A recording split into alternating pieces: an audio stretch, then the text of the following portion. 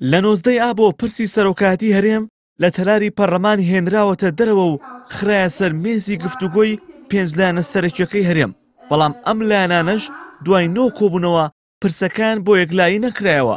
ئێستا بارودۆخە سیاسیەکە گۆڕاوە بەهۆی ڕێگریکردن لە چوونی سەرۆکی پەرلەمان بۆ هەولێر و دوورخستنەوەی وەزیرەکانی گۆڕان لە حکومەت.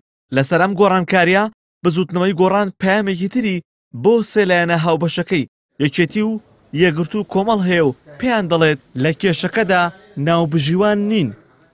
ئەو هاوپەیمانیە لە نێوان ئەو چوار لایەنە هەر ماوە و هیچ لایەنێک ئەوەی ئیعلان نەکردووە کە پاشگەز بوو بێتەوانێ، بەڵام لەوانەیە بەهۆی ئەم قەیرانە تازانەی کە دروست بوون نەوعێک لە ونبوونی ئەو مەسەلەی تیابێ، بەڵام خۆی ئەبێ ئێمە هەمیشە لە بیرمان نەچێت کە ئەم قەیرانانەی دروست کران لە نەتیجەی ئەو پرۆژێ هاوبەشەوە بوو کە دروست کران. ینی ئەوان حەکەم نین، ئێستا تەرەفن لە مەوزوعەکە.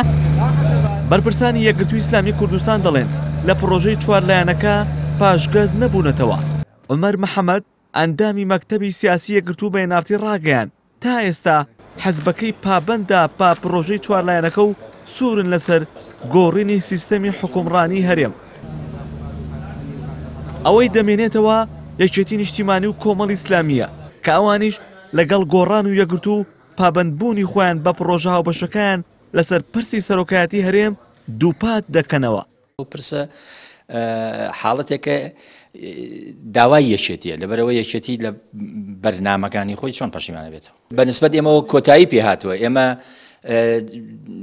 کە ئیشەکەمان کرد و پێمان باش بوو ئەمانزانی ئەم قەیرانانە ڕوئەدا بە عەکسەوە ئێمە جەزاکەیماندا، جەزای ئەو عەمەلیەتەماندا، بەڵام ئەمە پرسیارە ئایا بۆ ئەو پرسە نەچووە یەکەم کۆبوونەوەی پەرلەمان، بۆ پەرلەمان هەتاکو و ئێستا هەتا ئەم وەزعە نەشڵەژە ئەو پرسەی تاوتوێ نەکرد. پرسی سەرۆکایەتی هەرێم پێنج لایەنەکەی کرد بە دوو بەرەی دژبێک، چوار لایەنەکە گۆڕان و یەکێتی و یەکگرتوو کۆمەڵ لە بەرەیەک و پارتیش لە بەرەیەکی تر. چوار لایەنەکە پێکەوە پرۆژەی هاوبەشیان بۆ پرسەکە ئامادە کرد و پارتیش بە تەنها پرۆژەیەکی هەبوو.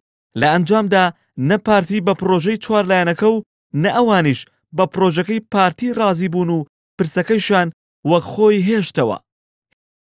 لەوەتەی کۆبوونەوەی چوار قۆڵی و پێنج قۆڵی نەماوە بارگەی حەزبەکانی چۆڵن.